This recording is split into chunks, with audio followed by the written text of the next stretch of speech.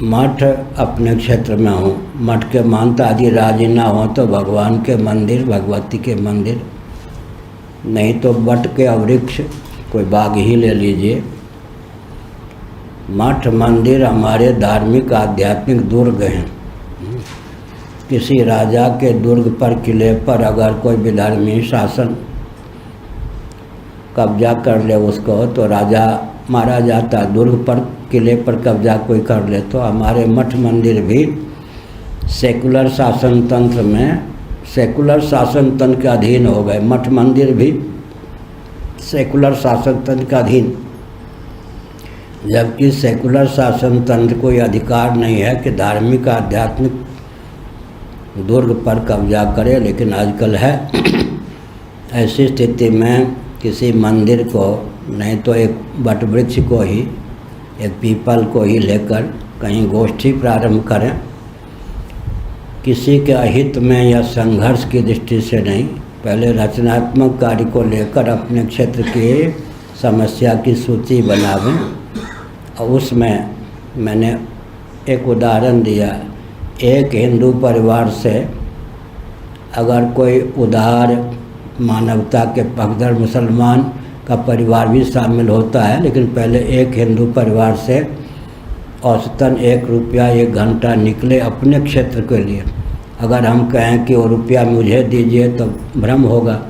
अपने क्षेत्र में 1 घंटा, एक हिंदू परिवार से 1 घंटा 1 रुपया रोज निकले, उसी क्षेत्र को सुसंस्कृत, सुशिक्षित, सुरक्षित करने में उसका उपयोग हो तो सारा काम बन सकता है। 80% समस्या का समाधान हम इस प्रकार कर सकते हैं। ये भी मैंने बताया कि 16% प्रांतीय सरकार, 4% केंद्रीय शासन तंत्र के अधीन समस्या रह जाएगी, उसकी चिंता न करें। 80% समस्या के समाधान का जब हम मिलजुल के मार्ग प्रशस्त करेंगे तो अपने आप शासन तंत्र, चाहे केंद्रीय हो या प्रांतीय, नाक बचाने के लिए सहयोगी बन के सामने आ जाएंगे। और कोई प्रश्न? रचनात्मक कार्य ही तो बताया है, असंभव नहीं है, संभव है। और 60 वर्ष मुझे इस वेश में हो गए। जो मैं बोल रहा हूँ सब पहले कर चुका हूँ। हाँ, गाँव था, जन्मभूमि थे, किसी को नाक बंद करके चलने की आवश्यकता नहीं थी। बिल्कुल जगह जगह उन दिनों गांधी पीठ, खादी भंडार से संपर्क स्थापित करके ऐसे पर्दा, गांधी पीठ की व्यवस्था घर घर में कर दी, ताकि कोई रास्ते में इधर उधर मलमूत्र आदि का त्याग न करे। ऐसे ही पूरे गांव को कोई भी मार्ग ऐसा नहीं जिसको स्वच्छ न बनाया हो, मंदिर कोई ऐसे नहीं जो दिव्य ना हो। सत्संग का प्रकल्प चलाया। जितना मैं कह रहा हूँ वो सब पहले 60 साल पहले। और उन दिनों ब्राह्मणों के गांव में भी गरीबी बहुत थी। अंबर चरखा उन्हीं दिनों चला था। अवस्था मेरी 15 साल की थी। खादी भंडार से संपर्क करके एक एक अंबर चरखा गांव में एक एक घर में ला के रखवा दिया। जो लड़ने झगड़ने वाले ब्राह्मण थे उनको रूही, ऐसा धोने आदि की ऐसे रूई धुनने, कपास को रूई का रूप देने का प्रशिक्षण दिलवा दिया। उन दिनों की बात है, 35 रुपये महीने हर ब्राह्मण परिवार को खादी भंडार से सूत बेचने पर मिल जाता था।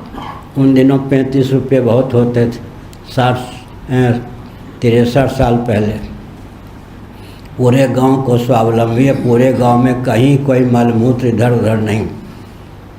तो बहुत कुछ हो सकता है, अपने क्षेत्र में कर सकते हैं। मठ मंदिर को केंद्र बना करके आगे एक हिंदू परिवार से औसतन 1 रुपया तो निकल सकता है। 10 परिवार में कल्पना कीजिए, 9 परिवार इतना गरीब हो कि एक दिन में 1 रुपया भी एक परिवार से सामाजिक धार्मिक प्रकल्प के लिए न निकाल सकता हो, तो एक 10वां व्यक्ति खड़ा हो जाए, अपनी ओर से 1 रुपया, 9 परिवार की ओर से 9 रुपया, संभव है। औसतन एक हिंदू परिवार से 1 रुपया रोज निकले, 1 घंटा रोज निकले, उस रुपये का, उस समय का उपयोग उसी क्षेत्र को सुसंस्कृत, सुशिक्षित, सुरक्षित, संपन्न, सेवापरायण, स्वस्थ बनाने में हो तो कोई भी शक्ति टिक नहीं सकती। 80% समस्या का समाधान हम मिलजुल कर सकते हैं। 16% समस्या का समाधान प्रांतीय शासन तंत्र पर निर्भर करता है। 4% समस्या का समाधान केंद्रीय शासन तंत्र पर निर्भर करता है। किसी भी क्षेत्र में 80% समस्या के समाधान का हम मार्ग प्रशस्त करना प्रारंभ कर देंगे तो प्रांतीय और केंद्रीय शासन तंत्र अपनी नाक बचाने के लिए, अपने दायित्व का निर्वाह करने के लिए उद्यत होगा। इस प्रकार से सेवा का प्रकल्प, अपने क्षेत्र की समस्या की सूची बनावें। समस्या की सीमा मैंने बता दी। भोजन संबंधी समस्या होती है, उसी में कृषि विज्ञान ये सब आ गए। वस्त्र, आवास, शिक्षा, स्वास्थ्य, यातायात, उत्सव, त्यौहार, रक्षा, सेवा, न्याय, विवाह, समाज शास्त्र के अनुसार समस्या की सीमा इतनी होती है। गोवंश का पालन इत्यादि ये सब भी कृषि विज्ञान के अंतर्गत। अभी कहाँ से कदम उठावें? शासन तंत्र तो हमारे अनुकूल नहीं है, दिशाहीन है, लेकिन अपनी सीमा में जितना हाथ पांव हम फैला सकते हैं फैलावें। तो कहीं से कदम उठावें। हम ये नहीं समझते कि सरकार ने हमको क्या दायित्व दिया क्या नहीं। आदि शंकराचार्य ने जो दायित्व दिया है उसका हम दक्षतापूर्वक निर्वाह करते हैं, मार्ग प्रशस्त होता जाता है। क्या तो हमने निकेश जी को बताया कि शंकराचार्य शासकों पर शासक होते हैं। यस, अपने दायित्व को समझ कर मैंने काम प्रारंभ किया। कहीं तो हम उपवास के पात्र नहीं बने और कहीं असफल नहीं हुए। मैं संकेत क्या करना चाहता हूँ, किसी पार्टी की सरकार नहीं है, भगवान की सरकार। हम कहीं भी जाते हैं, कोई न कोई दल होगा, कुछ होगा, कोई न कोई पंथ होगा, उधर हम ध्यान नहीं देते। हम ध्यान देते शासन तो भगवान का ही है, कलयुग भी भगवान के द्वारा ही नियुक्त है। तो भगवान के अभियान को हम अपनी सीमा में करना प्रारंभ करें, परिस्थिति अनुकूल होती जाएगी। जब हम किसी के शोषक नहीं होंगे, सबके हित चिंतक होंगे, तो मार्ग प्रशस्त होता जाएगा और समर्थन भी प्राप्त होता जाएगा। अपने क्षेत्र से 2 व्यक्ति से कार्य करना प्रारंभ करें। सब मिलेंगे तब काम करेंगे, ये नहीं 2 व्यक्ति से। हंसने वाले हंसेंगे, उपहास करने वाले उपहास करेंगे, और ऐसा भी नहीं।